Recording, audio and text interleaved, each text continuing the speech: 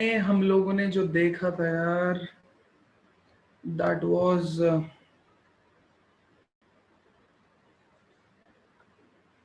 Reducible to the homogeneous form.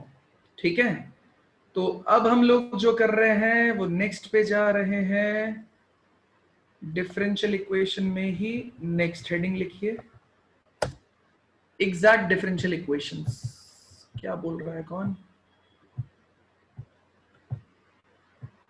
Good evening यार अनंत, क्या हाल चाल भाई? तुम तो दिखे नहीं अभी, कहां से आ गए एकदम?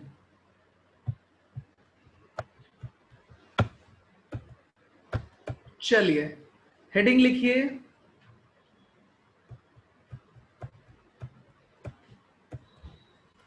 Exact differential equation. सब लोग हेडिंग लिखो बेटा, एग्जैक्ट डिफरेंशियल इक्वेशन।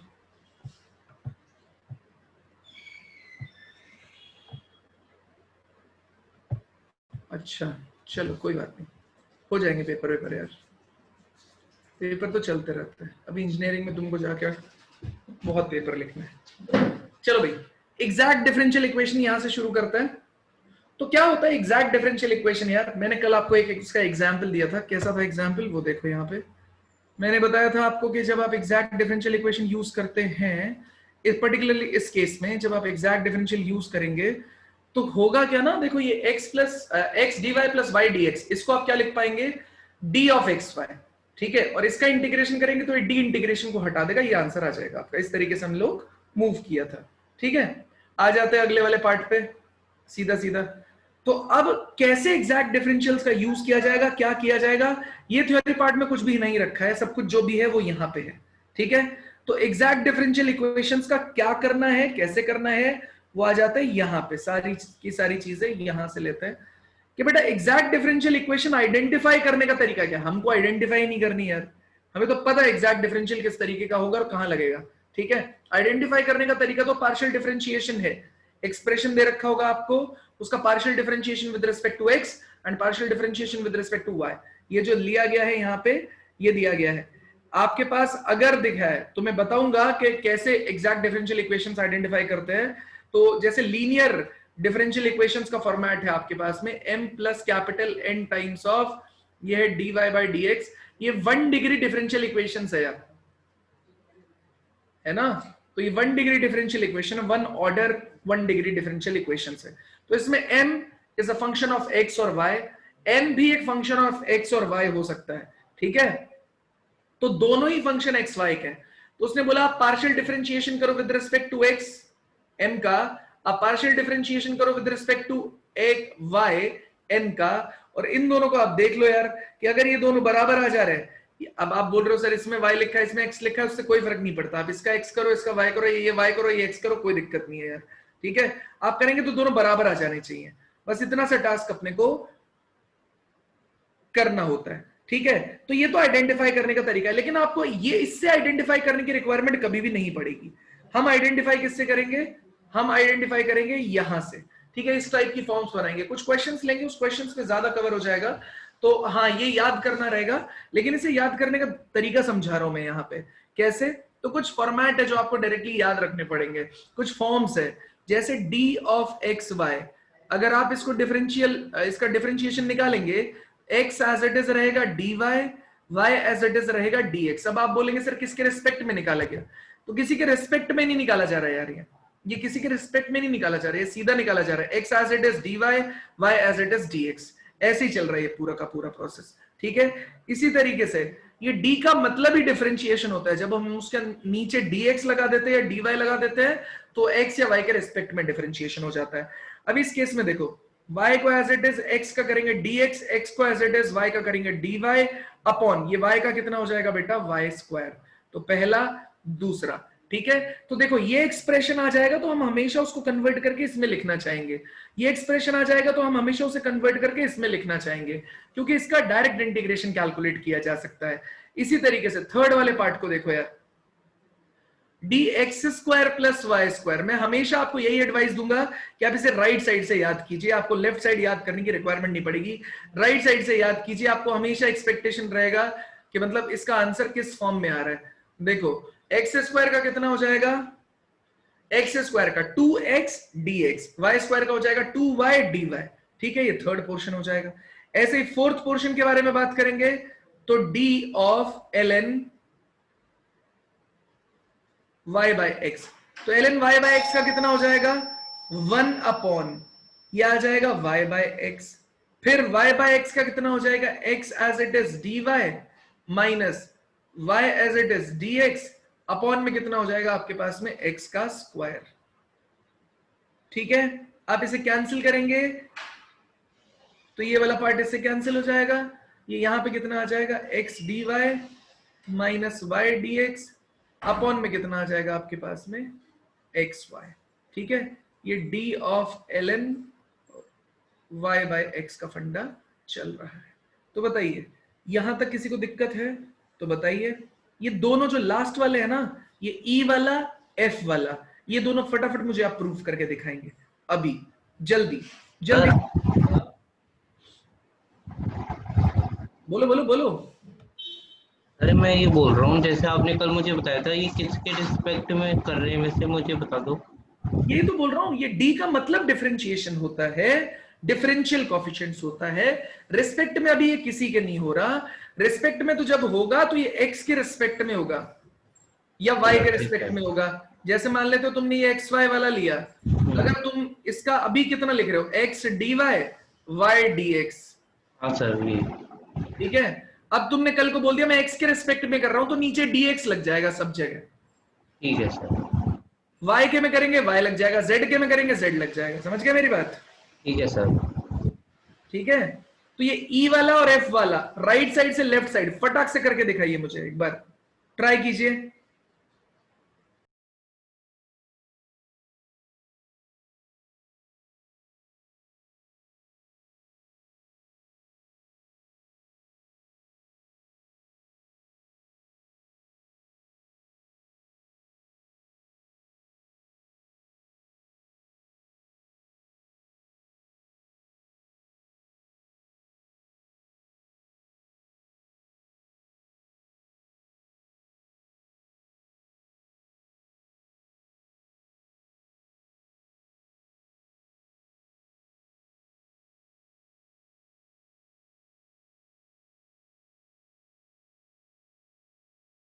बढ़िया निकिता, बहुत बढ़िया लड़की।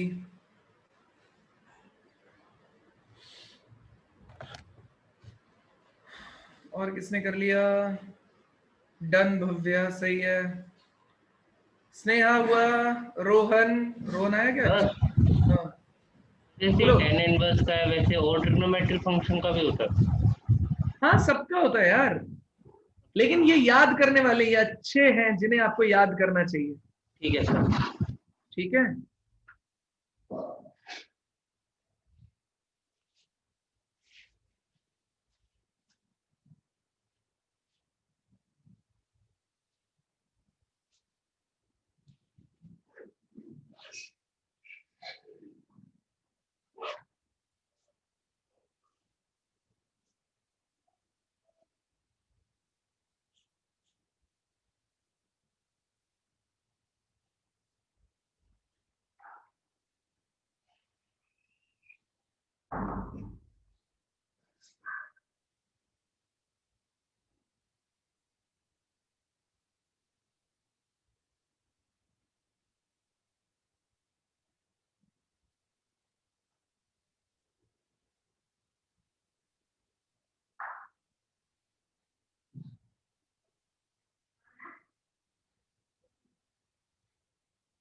हो गया।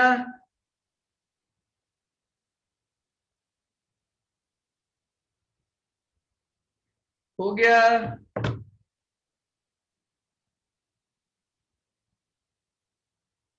चलिए, तो बेटा इस तरीके से ये होगा, आपको ये याद रखने पड़ेंगे सारे के सारे। क्वेश्चन लेते हैं हम लोग, ठीक है, क्वेश्चन लेंगे, क्वेश्चन से सॉल्व करेंगे।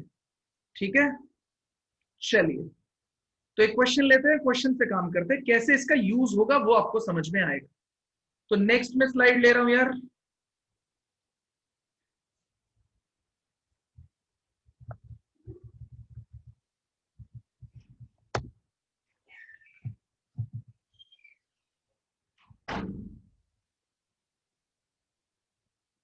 चलिए सॉल्व कीजिए, दिमाग लगाइए, आपने नोट तो कर ही लिया होगा, वो दिमाग लगाइए कैसे सर सॉल्व किया जाएगा इसको। हाँ सर एक बार वो लास्ट वाला दिखा देना। अब मतलब क्यों नहीं किया था नोट?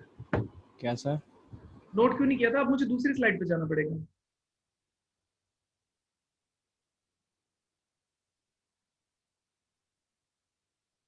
ये लो स्क्रीनशॉट लो, इसका स्क्रीनशॉट लो फटाक से।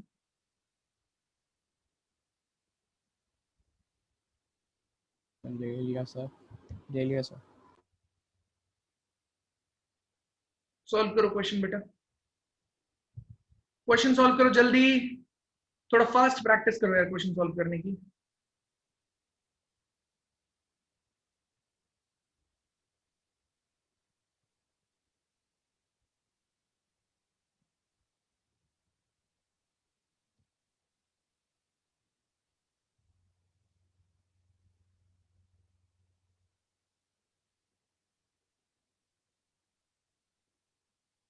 जल्दी सॉल्व करो।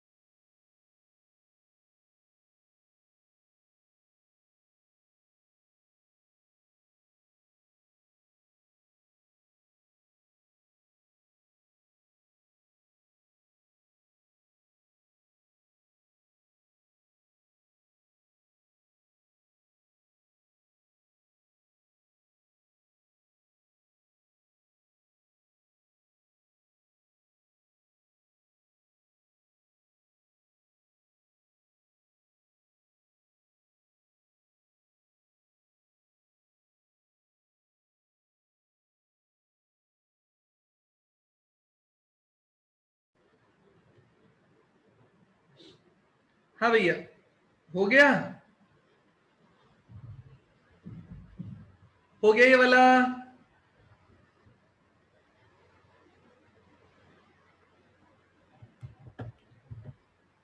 चलिए तो देखो यार, है ना, अब इसमें से अपने को पता लगाना होगा ये किसका आंसर रहेगा।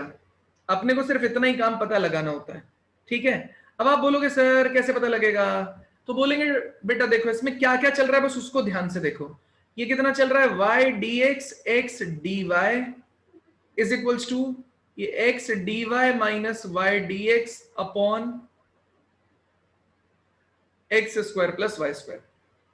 तो ये y dx plus x dy, इस पूरे प्रोसेस को आप क्या करेंगे, इसको ऐसे लिखेंगे d ऑफ एक्स वाई। भाई हमने अभी तो देखा ये d ऑफ एक्स वाई से यही बनता है। आप चाहे चेक करके देख सकते हैं कि d ऑफ एक्स वाई अगर करेंगे, चेक कर करके देखना होता है, x dy y dx as it is, ठीक है ना। अब इधर वाला तो हो गया डिसाइड, अब राइट साइड वाला देखना पड़ेगा। अब राइट साइड वाले में देखो, मुझे पता चल रहा है x square plus Y square बन रहा है यहाँ पे, ठीक है। और फिर उसके बाद ये आंसर इसी तरीके से आ रहा होगा, तो इसका क्या बन रहा होगा, तो बेटा ये देखते हैं। X square plus Y square बनने का मतलब ये है कि आप क्या बनाओ, टैन इनवर्स वाले केस को चेक करके देख लो।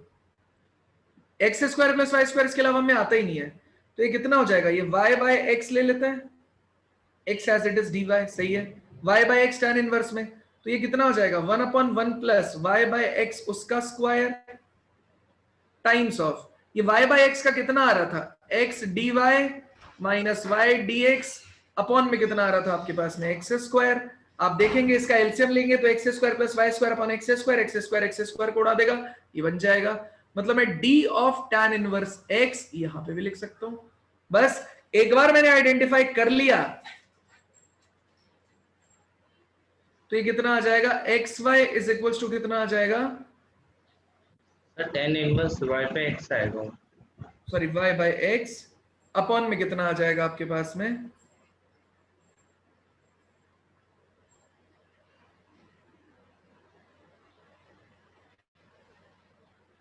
ये कितना आ जाएगा भाई, एक्स वाई इक्वल्स टू कितना आ जाएगा आपके पास में, tan inverse y by X plus C. ठीक है, तो ये आ जाएगा x Y equals to tan inverse y by X plus C के बराबर। ठीक है, बताइए किसी को कोई दिक्कत है किसी भी तरीके से तो प्लीज बताइए। यहां तक किसी को कोई दिक्कत है किसी भी तरीके से तो प्लीज बताइए। नहीं, चले अगले क्वेश्चन पे। हाँ, काफी लोगों ने आंसर दिया था अनंत। ठीक है, चले अगले क्वेश्चन पे। यस ट्राई कीजिए ये वाला क्वेश्चन। ये 2x ln y है,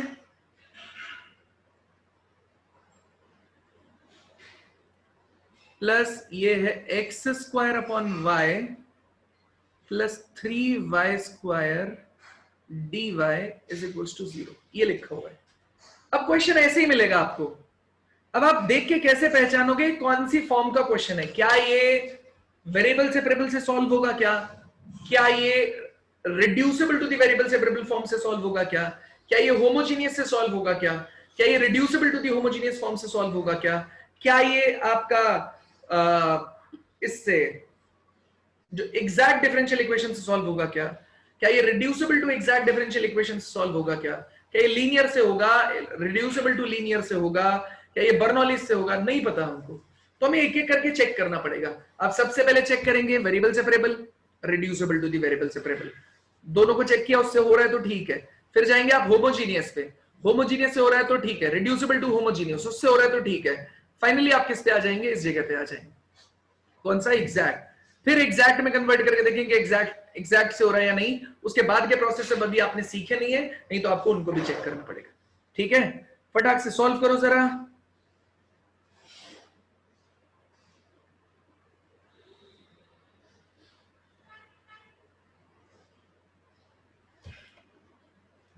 यहां पे dx भी लिखा हुआ है यार, है ना?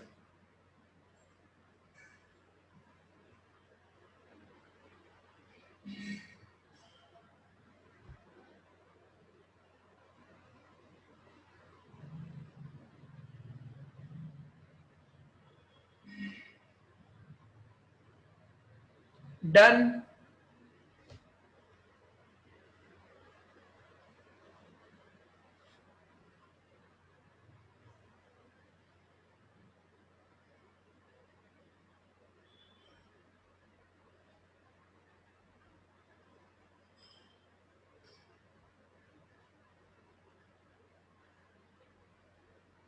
हाँ अनंत अभी चेक कर रहे हैं, देख रहे हैं, अभी देखेंगे। बाकी लोग जल्दी सॉल्व करो बेटा।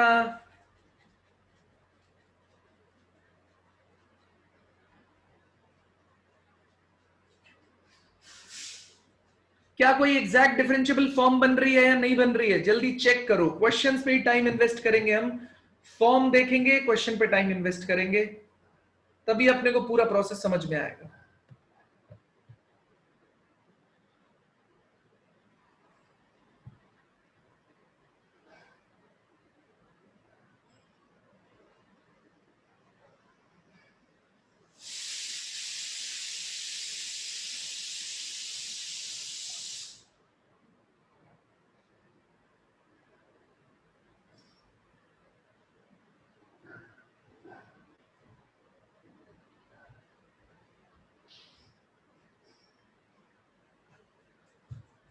हो गया, करा दो सॉल्व।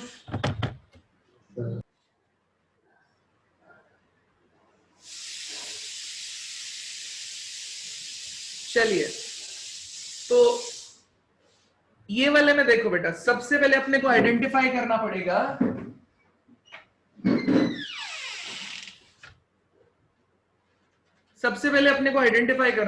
ये 2x ln y dx x square upon y plus 3y square dy वाला प्रोसेस चल रहा है। ठीक है, सबसे पहले देखो ये log y चल रहा है, इसको थोड़ा सा अलग करके देखो कि कुछ बन रहा है क्या यार, कुछ ऐसा बन रहा है क्या जो हमको रिक्वायर्ड है। 2x x के साथ रखते हैं, ठीक है, फिर मैंने इसको मल्टीप्लाई कर लिया, इसमें एक्स स्क्वायर रखा, ये 1/y रखा और ये dy रखा, ठीक है, ये 3y स्क्वायर dy रख लिया, इक्वल टू कर दिया 0। अब ध्यान से देखो, तो यहां पे ध्यान से देखो log y है और यहां पे आ रहा है 1/y, 1/y वाले के साथ में dy भी आ रहा है, ऐसे ही एक्स स्क्वायर है, यहां पे कितना आ रहा है 2x, 2x के साथ dx भी आ रहा है। तो क्लियरली हम बोल सकते हैं कि ये कितना है, x square plus log y,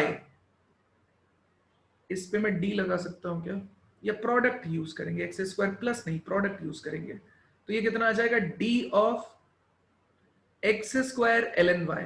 इसको अप्लाई करके देखते हैं, x square as it is ln y is 1/y dy correct है, उसके बाद में ln y as it is x square का 2x dx करेक्ट है यार एकदम, ठीक है, और इसमें तो कोई दिक्कत ही नहीं है, 3y स्क्वायर dy, देखो y केवल y हो, y का फंक्शन हो, ये हो, इस पे d लगा हुआ हो, कोई दिक्कत नहीं है, बोथ साइड इंटीग्रेशन कर लो, d इंटीग्रेशन को हटा देगा, x square into ln y हो गया आपके पास में, प्लस ये कितना हो जाएगा 3y cube divided by 3 plus में c इक्वल टू 0। बताओ कोई दिक्कत है किसी भी जगह पे, तो किसी को ये x स्क्वायर ln पास है क्या, x square ln y, x square ln y कहां से आया, मैंने देखा ना यहाँ पे क्या बन रहा है, log y है 2x dx है, एक्स स्क्वायर है 1/y dy है, अच्छा सर ठीक है, ठीक है, समझ गए कैसे आया, प्रोडक्ट रूल लगाए, हाँ प्रोडक्ट रूल लगाए ना मैं समझा नहीं क्या बोल रहा है, सर, प्रोडक्ट रूल लगाए ना, प्रोडक्ट रूल लगाया, करेक्ट,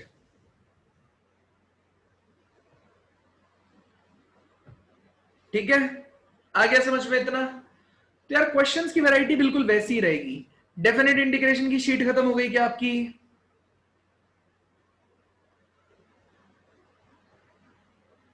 नहीं हुई सर। नो सर, डेफिनेट की नहीं हुई है, चलो कोई बात नहीं, ठीक है, इस तरीके से आपको यहाँ पे क्या लगाना पड़ता है यार, जुगाड़ लगाना पड़ता है, देखना पड़ता है कि क्या हिसाब किताब है इसमें, वो पूरा का पूरा आपको देखना पड़ता है, ठीक है। चलिए, किसी को अगर कुछ पूछना है इसमें तो प्लीज पूछ लीजिए, वरना मैं आगे बढ़ रहा हूं लीनियर डिफरेंशियल इक्वेशंस की तरफ। इसमें किसी को कुछ पूछना है तो प्लीज पूछ लीजिए, वरना मैं आगे बढ़ रहा हूं। चलिए आगे बढ़ते हैं, linear differential equations. Linear differential equation, तो यार ये लीनियर डिफरेंशियल इक्वेशन क्या होती है, कैसे होती है, उनके बारे में समझ लेते हैं हम लोग, ठीक है। तो लीनियर डिफरेंशियल इक्वेशन क्या होती है उसको समझते हैं। देखो इसने तो कुछ कुछ लिख रखा है, पढ़ लेते हैं एक बार, कोई दिक्कत नहीं है। A linear differential equation has the following characteristics, फिर मैं आपको समझा दूंगा ब्रीफ में क्या चीज बोलना चाहता है।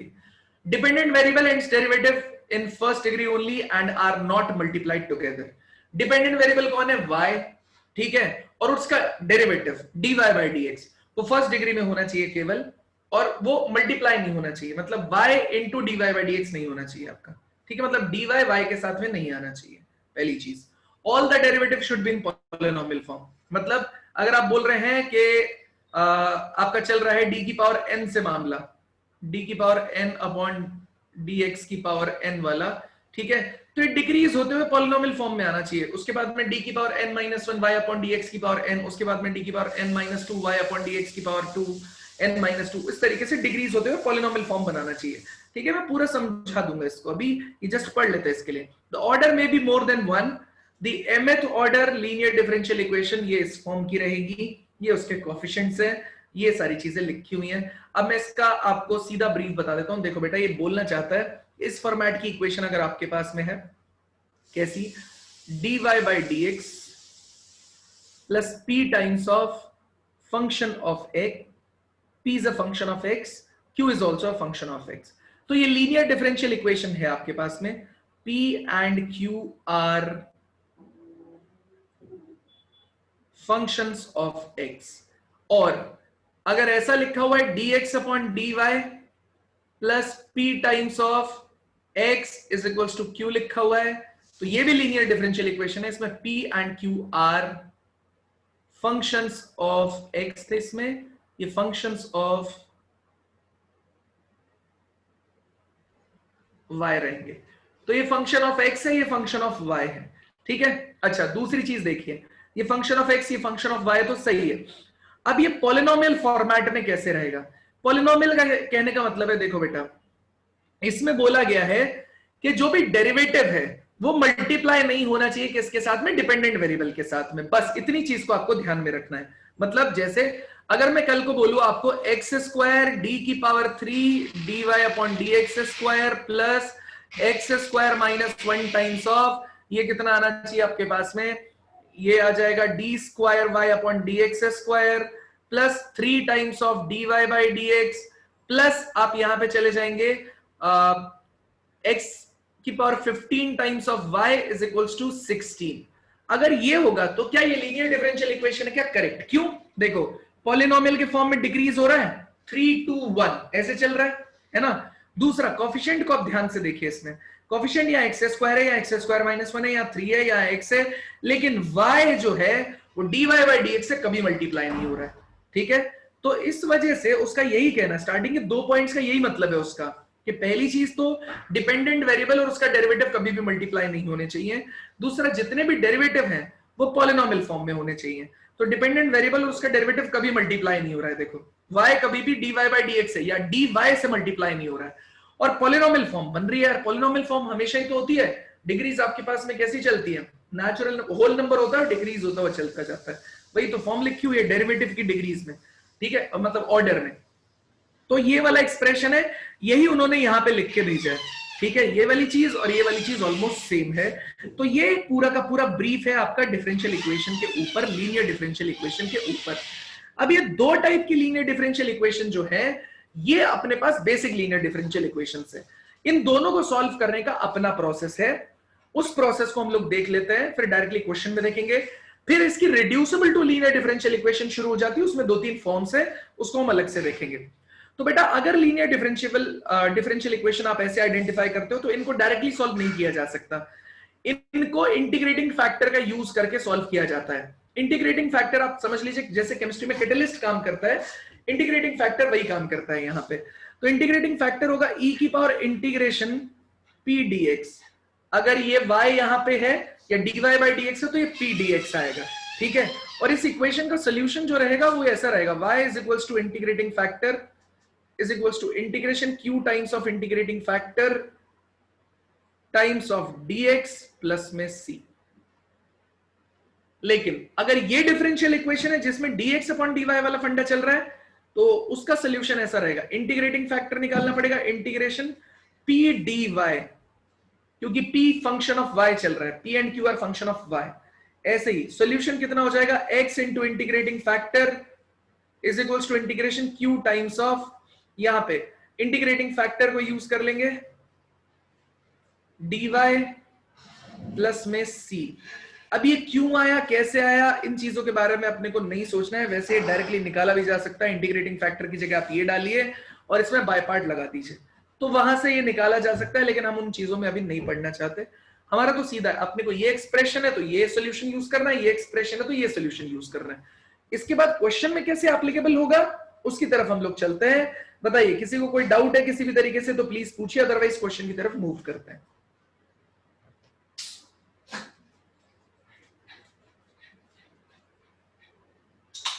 नहीं तो सबसे पहले इसका स्क्रीनशॉट ले लीजिए। हाँ सर वो बस कुछ नहीं सर, यही बोल रहे थे, दिखाओ तो ये वाला ऊपर। सबसे पहले इसका स्क्रीनशॉट ले लीजिए।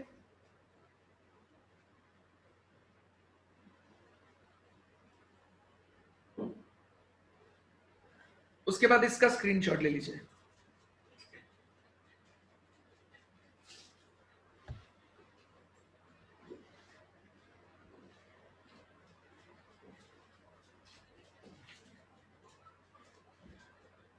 डन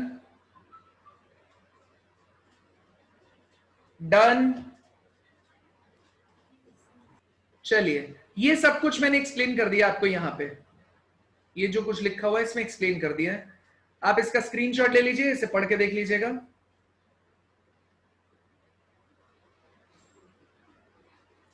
इसका स्क्रीनशॉट ले लीजिए, पढ़ के देख लीजिएगा। यूज आपको यही करना है जो मैंने बताया।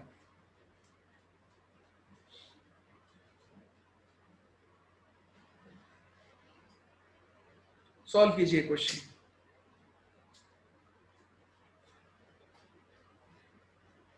ये स्क्रीनशॉट ले लीजिए इसका,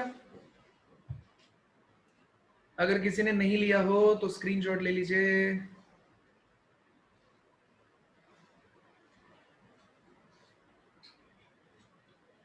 क्वेश्चन दिखा दो। क्वेश्चन सबसे पहले कंपेयर करो कि क्वेश्चन आया कहां से है, बना कैसा।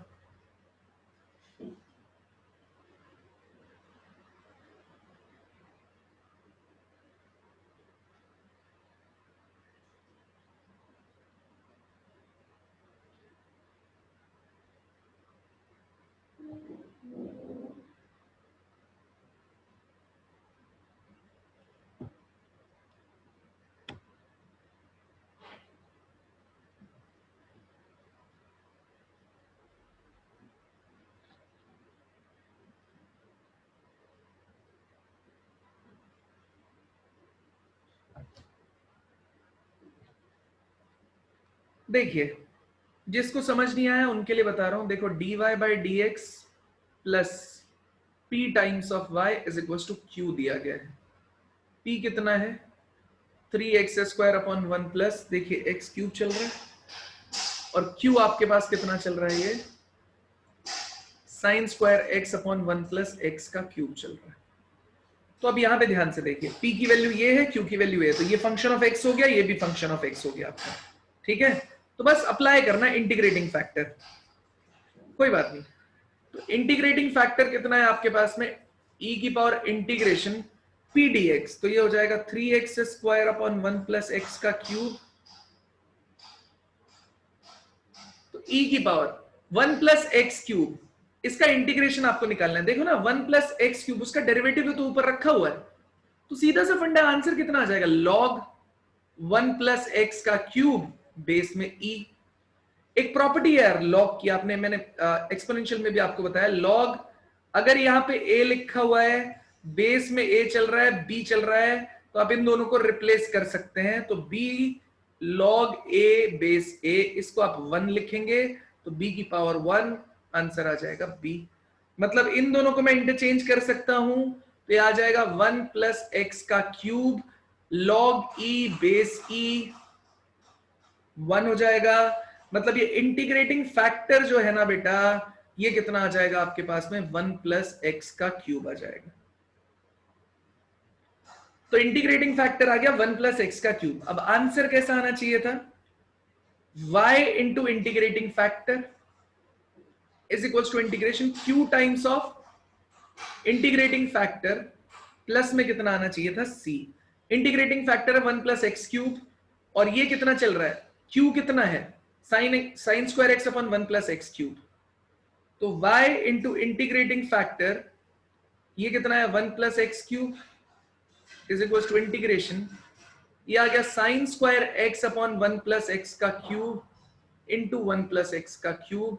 आप यहां से इसे काट देंगे, dx प्लस सी। एक क्वेश्चन आपके दिमाग में आ सकता है कि सर जब अब भी आप इंडेफिनेट इंटीग्रेशन लगा करते थे इससे पहले, तो आप यहां पे प्लस सी लिखते थे, हमेशा इंडेफिनेट इंटीग्रेशन के आउटपुट के बाद में प्लस सी लिखा जाता है, लेकिन यहां पे नहीं लिखा गया। तो हाँ बेटा, इस इंटीग्रेटिंग फैक्टर में नहीं लिखा जाएगा, अदरवाइज क्वेश्चन का सोल्यूशन निकालने में आपको टफ लगेगा, सॉल्व होगा नहीं आपसे, नहीं लिखा जाएगा वो वाला। ठीक है, तो इसलिए मेरा कहने का ये मतलब है, इंटीग्रेटिंग फैक्टर वाले में प्लस सी मत लिखना, है ना।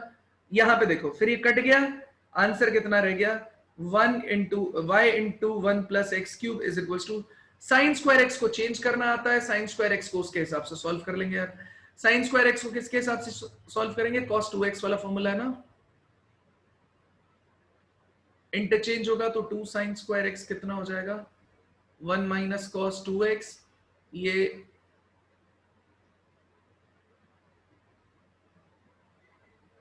डिवाइड बाय 2 हो जाएगा, तो 1/2 इंटीग्रेशन 1 माइनस कितना आ जाएगा, cos 2x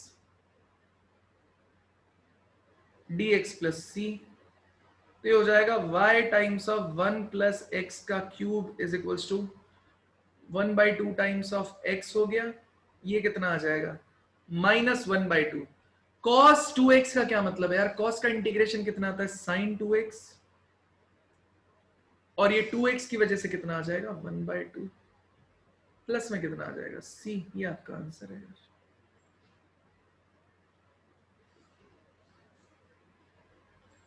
बताओ कौन बोल रहा था लंबा? अनंत बोल रहा था बहुत लंबा बन रहा है। अनंत कितना छोटा तो बन रहा है, बताइए।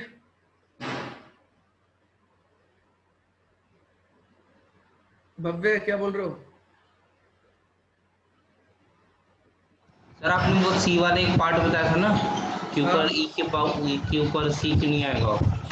सी नहीं आएगा, अदरवाइज यहां से लॉग हटाया नहीं जा पाएगा, और ये इंटीग्रेटिंग फैक्टर के केस में हम लोग वो सी को कंसीडर नहीं करते यार, ठीक है? अच्छा ठीक है, अदरवाइज उसे हटा नहीं पाएंगे, वो कांस्टेंट इसके अंदर अलग से प्रॉब्लम क्रिएट करना शुरू कर देगा, ठीक है? ठीक है सर। और सर मुझे ये पूछना था सर, इसमें हमेशा dy/dx का कोफिशिएंट 1 रहेगा? 1 नहीं रहेगा हमेशा यार, वो बर्नौलीज में आ जाता है फिर, ठीक है? इस ठीक है एक्सप्रेशन के सर, केस में रहेगा, इसी के रिड्यूसिबल में आ जाएगा जो तुम पूछना चाह रहे हो, ठीक है सर। ठीक है? बड़े आगे।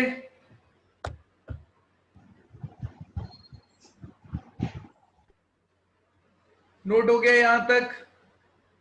Yes sir. चलिए अगले क्वेश्चन की तरफ चलते हैं यार।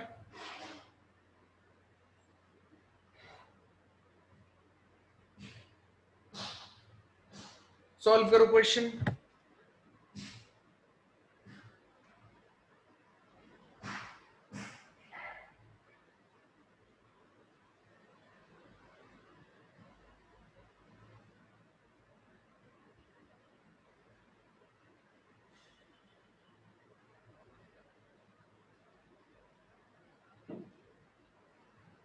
जल्दी सॉल्व करो।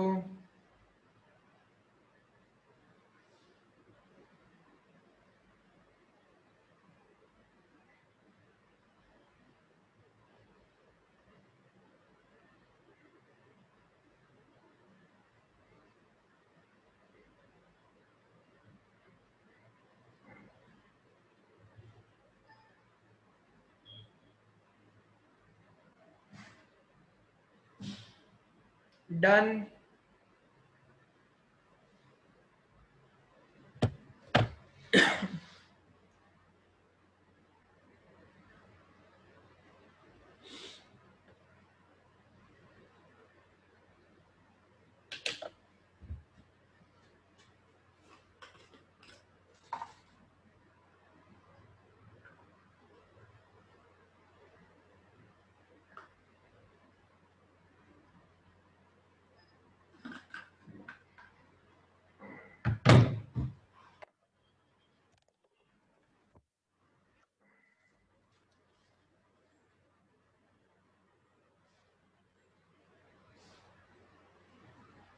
बढ़िया अंशुल,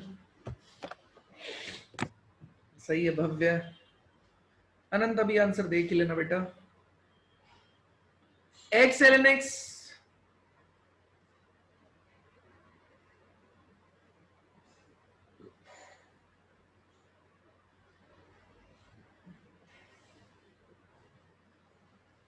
ठीक है? तो x ln x dy by dx plus y, तो dy by dx में से इसको सबसे पहले डिवाइड मारो यार, तो ये कितना हो जाएगा? dy by dx निकिता सही है 1 upon x ln x y is equals to, ये हो गया देखो 2 ln x अपॉन में कितना है? x ln x। इसने इसको काट दिया यार, बचा कितना अपने पास में? ये हो गया dy by dx plus 1 upon x ln x चल रहा है, यहाँ पे चल रहा है y, और यहाँ चल रहा है 2/x। बस इतना सा दिमाग आपको लगाना है यार। ये कितना बन जाएगा? फिर से वो y integrating factor is equals to integration q times of integrating factor times of dx plus c। बस मैं इंटीग्रेटिंग फैक्टर बता देता हूँ, फटाक से सॉल्व कर लेना आप लोग। तो integrating factor is equals to e की पावर इंटीग्रेशन, ये 1 upon x ln x dx है। तो इंटीग्रेटिंग फैक्टर कितना हो जाएगा भाई आपके पास में? ये हो जाएगा ln x को t ले लेंगे तो 1 अपॉन x dx dt से रिप्लेस हो जाएगा, तो dt अपॉन t आ जाएगा उसका आंसर आ जाएगा ln t, ठीक है, या log t बेस e आप लिख सकते हैं।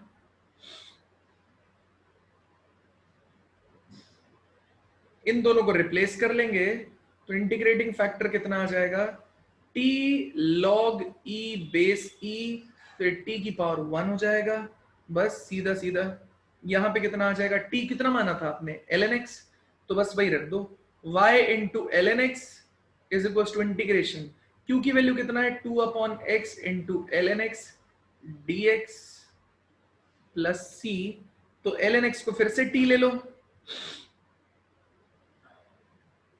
तो 1 upon x D x D T से रिप्लेस हो जाएगा, तो 2 dt का आंसर आ जाएगा 2t प्लस सी।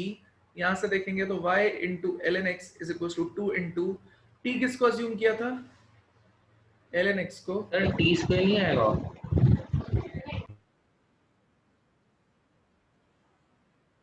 यस टी स्क्वायर आएगा, एल एन एक्स को टी लिया ना, हाँ, तो टी स्क्वायर बाई 2 आएगा यार।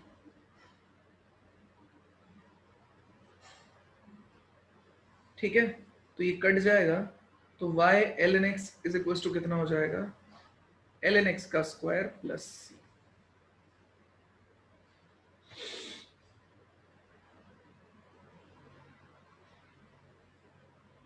बताइए, सही है यार, हो गया यहां तक? किसी को इसमें कुछ पूछना है यार? इस पूरे प्रोसेस में किसी को कुछ पूछना है यहां तक? तो ये था यार लीनियर डिफरेंशियल इक्वेशन। अब बात आती है किसकी, equations reducible to linear differential equation यार, ठीक है, तो उनकी बात आती है, वहां से शुरू करते हैं। यहां तक किसी को कोई डाउट है किसी भी तरीके से तो प्लीज पूछ लीजिए, वरना मैं आगे बढ़ रहा हूं यार। कोई डाउट नहीं, किसी को कोई डाउट नहीं है?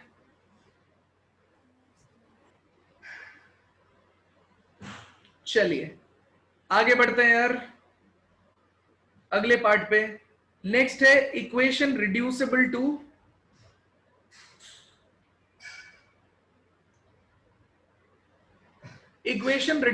Linear form. तो उसमें सबसे पहला है by change of variable. By change of variable का मतलब क्या है, जैसे आपके पास में जिसके रिस्पेक्ट में आप इंटीग्रेट कर रहे थे या डिफरेंशियल इक्वेशन लिखी हुई है उसमें जिसके रिस्पेक्ट में डिफरेंशिएशन किया गया है दैट इज एक्स, तो हो सकता है कोई चीज कोई वेरिएबल को रिप्लेस करके आप क्या कर सकते हो, उस डिफरेंशियल इक्वेशन को ज्यादा आसान बना सकते हो। जैसे हम इस क्वेश्चन को उठाते हैं, इस क्वेश्चन के हिसाब से सॉल्व करने की कोशिश करेंगे। अभी ये लीनियर इक्वेशन नहीं है, क्यों नहीं है, क्योंकि इसके अंदर देखिए y sin x dy by dx, linear equation में तो हमें बताया गया था कि y dy by dx के साथ मल्टीप्लाई नहीं हो सकता, तो ये y sin x dy by dx है, यहां पे है cos x, ये है sin x minus y square. तो मुझे ये y dy by dx हटाना पड़ेगा बेटा, अदरवाइज ये लीनियर के फॉर्मेट में कभी नहीं जा पाएगा।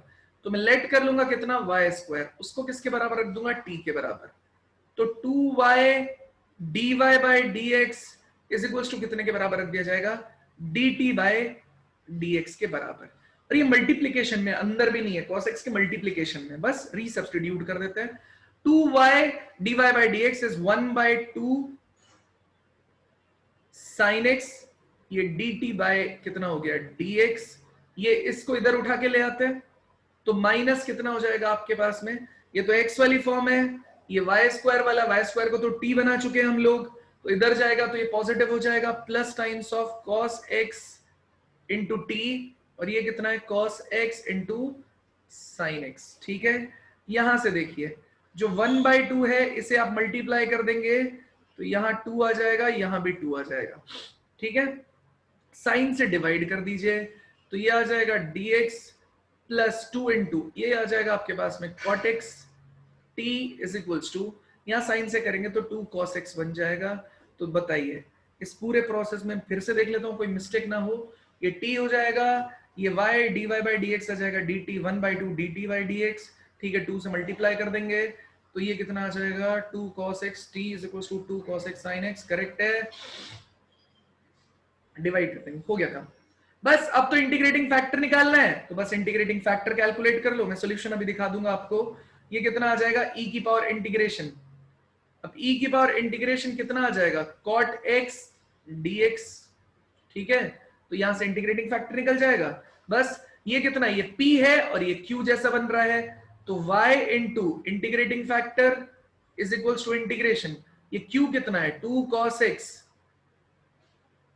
Into integrating factor times of कितना हो जाएगा dx प्लस c। बस सॉल्व कर लो इसको।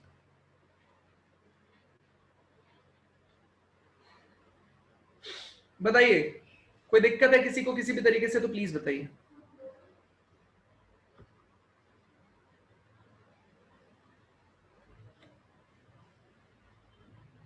कोई दिक्कत है किसी को भी किसी भी तरीके से, तो प्लीज बताइए।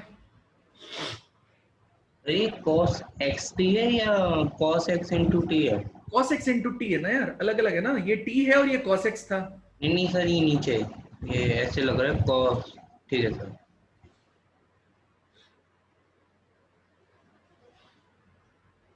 ठीक है, सोल्यूशन दिखा देता हूं एक बार। एंड रिजल्ट आप यहां से भी नोट कर सकते हैं मैं क्या बोलना चाहता हूं। हमने t में किया, इसने z में किया, बस इतना सा डिफरेंस है यार। ये चैप्टर ऑलमोस्ट खत्म होने वाला है यार, तो मेरी रिक्वेस्ट है कि सब लोग इसकी एनसीईआरटी सॉल्व करना शुरू कर दें। सर हाँ, पिछली स्लाइड करना। क्या करवा दो, क्या बोल सर रहे हो? पिछली स्लाइड करना। ये पिछली ही तो है। नहीं सर, हाँ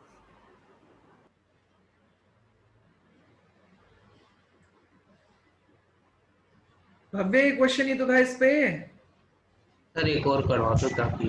अरे काफी है शीट में यार, बहुत है, थक जाओगे करते करते, छोटे छोटे पार्ट है। सर इसमें हम डायरेक्ट डिवाइड नहीं कर सकते तो बाय साइन एक्स से? डायरेक्ट डिवाइड कर दोगे तो y का क्या करोगे, बात वहां फंस जाती है। तुमको हाँ लिमिट फिर ठीक है सर। नहीं समझे? सर समझ गया। हाँ,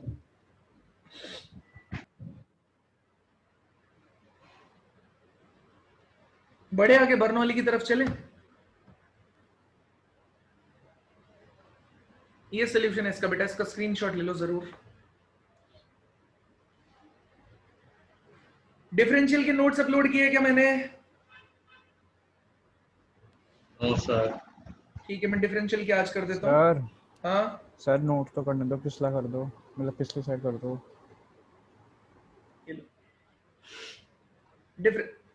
डेफिनेट के पूरे कर दिए, डेफिनेट के तो पूरे कर दिए थे ना लास्ट टाइम।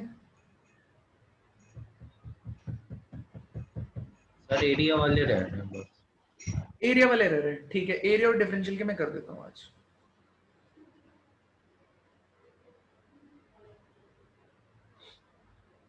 बड़े आगे हो गया आदि। हाँ सर। चलिए नेक्स्ट हेडिंग लिखिए यार, Bernoulli's. Bernoulli's equation. Next heading लिखिए बर्नौलीज इक्वेशन। अब यार ये बर्नौली की इक्वेशन क्या होती है यार, ठीक है। इसने बताया इस फंडा को कि आप जो बात कर रहे थे थोड़ी देर पहले उसके बारे में इसने बात की। क्या कि देखो भाई, अगर मेरे पास ये dy बाई dx वाला फंडा है ना, y है, लेकिन q के साथ में y की पावर n अगर हो जाएगा तो क्या होगा, q के साथ में ये हो जाएगा तो क्या होगा, ठीक है। तो इसके केस में हम लोग बात करेंगे, तो उसमें उसने क्या बोला, आप y को क्या कर दो, डिवाइड कर दो भाई।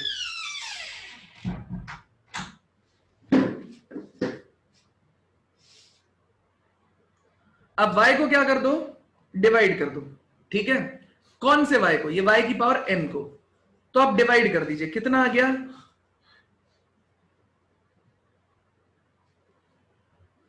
प्लस p, यहां से कितना आ जाएगा, y अपॉन y की power n is equals to q। तो ये 1 अपॉन, ये एक तरीके से जो चेंज ऑफ वेरिएबल है ना, बिल्कुल वैसा सब मिलता जुलता ही है, ज्यादा डिफरेंस नहीं आएगा। ये कितना आ जाएगा आपके पास में, 1 अपॉन y की power n minus 1 is equals to कितना हो गया, q। अब वो आपसे क्या बोलता है कि जो ये 1 अपॉन y की पावर है, इसको आप लेट कर लीजिए कोई दूसरा वेरिएबल, तो ये y की power minus n minus 1 is equals to कितना हो गया, t। तो ये माइनस ब्रैकेट में n माइनस वन, वाई की power minus n minus one plus one कर दो आप, तो minus n plus one minus one, क्योंकि पावर में से तो डिक्रीज होता ही है ना, तो dy upon dx is equals to dt upon dx हो जाएगा। देखिए ये कट गया यहां से, तो ये कितना हो जाएगा आपके पास में यार, ये कितना हो जाएगा, ये हो जाएगा minus of n minus one upon y की पावर n, ये आ जाएगा dy by dx is equals to ये कितना आ जाएगा आपके पास में dt बाई dx। बस dt बाई dx जो है वो 1 अपॉन वाई की पावर n, इसको यहां पे ले आते हैं,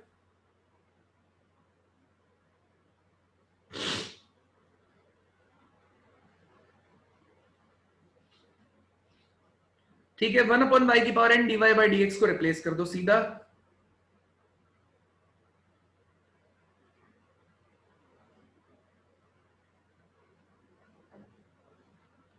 p times of t is equals to q। तो बेटा क्लियरली हम यहां से ये देख पा रहे हैं कि n माइनस वन तो आपके पास में क्या था, कांस्टेंट, ठीक है, तो n माइनस वन आपके पास में क्या चल रहा था, कांस्टेंट, या n क्या चल रहा था, कांस्टेंट, तो फर्क ही नहीं पड़ा ना। आप अगर n माइनस वन से डिवाइड भी कर देंगे तो क्या फर्क पड़ा, आई बात समझ में। तो इसलिए सीधा सीधा क्या हो जाएगा, आप यहां राइट साइड में शिफ्ट भी कर सकते, कोई दिक्कत नहीं, कांस्टेंट से हमको कोई फर्क नहीं पड़ता, आप इसे रिप्लेस कर दीजिए, इसे p के साथ मिक्स कर दीजिए, कोई दिक्कत नहीं है। तो dt बाई dx को आप लिख पाएंगे, यहां पे आ जाएगा ये कितना n माइनस वन, तो minus of n minus one minus of n minus one times of p times of t minus of n minus one times of q, बस ये बन गया। अब ये p डैश की तरह काम करने लगा, ये q डैश की तरह काम करने लगा, बिल्कुल लीनियर इक्वेशन बन गई। सॉल्व करने का वही तरीका है, इंटीग्रेटिंग फैक्टर अप्लाई करेंगे, t इंटू इंटीग्रेटिंग फैक्टर, तो सोल्यूशन यही आ जाएगा, t into integrating factor is equals to integration, यहां से q की जगह कितना आ जाएगा, minus of n minus one times of q into integrating factor, ये पूरा का पूरा x के रिस्पेक्ट में dx प्लस में c, ये अपना आंसर हो जाएगा। बताओ बेटा किसी को कोई डाउट है कहीं से, किसी को भी तो। अच्छा ये देखो यहां पे इसने बोला है n 0 के बराबर भी नहीं होना चाहिए, n 1 के बराबर भी नहीं होना चाहिए, उसका रीजन क्या है, अगर बाई चांस आपने n की वैल्यू को 1 के बराबर कर दिया तो देखो n माइनस वन आपको इन्फिनिटी दे देगा, जो कि चीज गलत है, वो हम नहीं कर सकते। अच्छा फिर आप बोलोगे सर n 0 के बराबर क्यों नहीं होना चाहिए, अगर n के 0 के बराबर हो गया तो ये तो टर्म ही खत्म हो गई ना, y की पावर 0 मतलब 1, फिर तो क्यों ही आपने इतना लंबा चौड़ा काम किया, ठीक है। तो इस वजह से ये जो है ये n 0 के बराबर भी नहीं होना चाहिए और 1 के बराबर भी नहीं होना चाहिए, ठीक है। तो ये कंडीशन है इसकी, बताइए किसी को कोई दिक्कत है तो। हाँ सर अगर n की वैल्यू 2 होगी तो, क्या, अगर n की वैल्यू 2 होगी तब तो n, वैलिड है, ठीक है सर, है ना। 1 नहीं होना चाहिए क्योंकि वो इन्फिनिटी बना रहा है, 0 नहीं होना चाहिए क्योंकि वो बर्नौलीज लगाने का कोई लॉजिक नहीं है फिर। ठीक है सर। इसका स्क्रीनशॉट लो या नोट कर रहे हो तो नोट करो।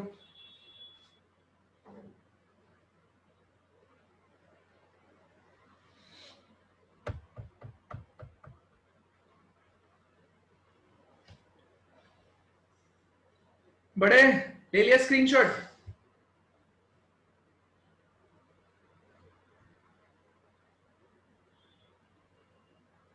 बड़े आगे,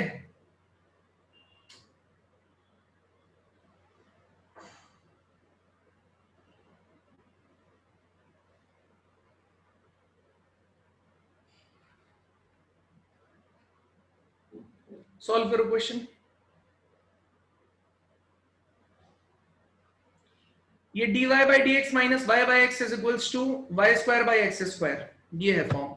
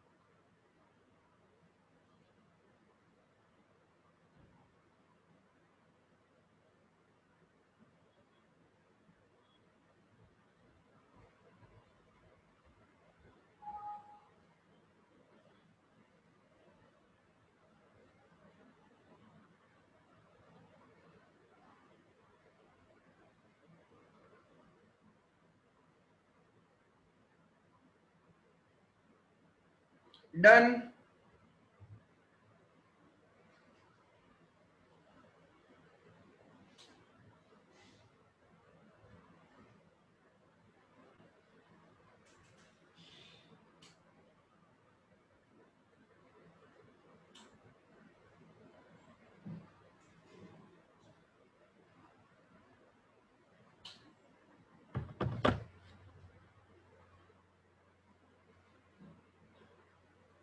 चलिए तरीका वही है यार, वाई स्क्वायर को डिवाइड कर दीजिए तो 1/y², ये दिखेगा नहीं, एक सेकेंड, ये dy बाई डी एक्स, ठीक है, माइनस ये आ जाएगा 1/y 1/x, ये 1/x² रहेगा यार, ये आसान है यार। अब 1/y को क्या ले लिया, लेट कर लिया, 1/y मतलब इसे t, तो माइनस y की power -2 dy by d x is equal to कितना हो जाएगा, dt बाई डी एक्स। तो ये कितना आ जाएगा, माइनस इधर आ जाएगा, तो minus dt by d x. 1/y वाले केस में क्या है बेटा, इसको t लिया था ना, तो -1/x, इसको ले लिया था हम लोगों ने t, ठीक है, इज इक्वल टू 1/x²। बस काम ही खत्म हो गया यार। ये कितना हो जाएगा, माइनस से मल्टीप्लाई कर देंगे, तो dt by d x plus ये 1/x times of t is -1/x का स्क्वायर। तो यहां से आप क्या करेंगे, 1/x को आप u के बराबर ले लीजिए, 1/x आपके पास u के बराबर हो गया। तो 1/x का आप क्या कर सकते हैं बेटा, उसके बाद में u लेना, इंटीग्रेटिंग फैक्टर यार, फिर तो बन ही गया ना ये, अब u लेने की रिक्वायरमेंट नहीं, बन गया लीनियर डिफरेंशियल इक्वेशन। तो इंटीग्रेटिंग फैक्टर कितना हो जाएगा आपके पास में, e की पावर इंटीग्रेशन 1/x dx, तो e की पावर कितना हो जाएगा, log x base e, replace कर दिया तो x की power log e base e, ये x की पावर 1 हो गया यार, ठीक है। तो t into integrating factor is x into y कितना है, ये q कितना है, -1/x² into integrating factor x हो गया dx प्लस c, अपना सोल्यूशन है।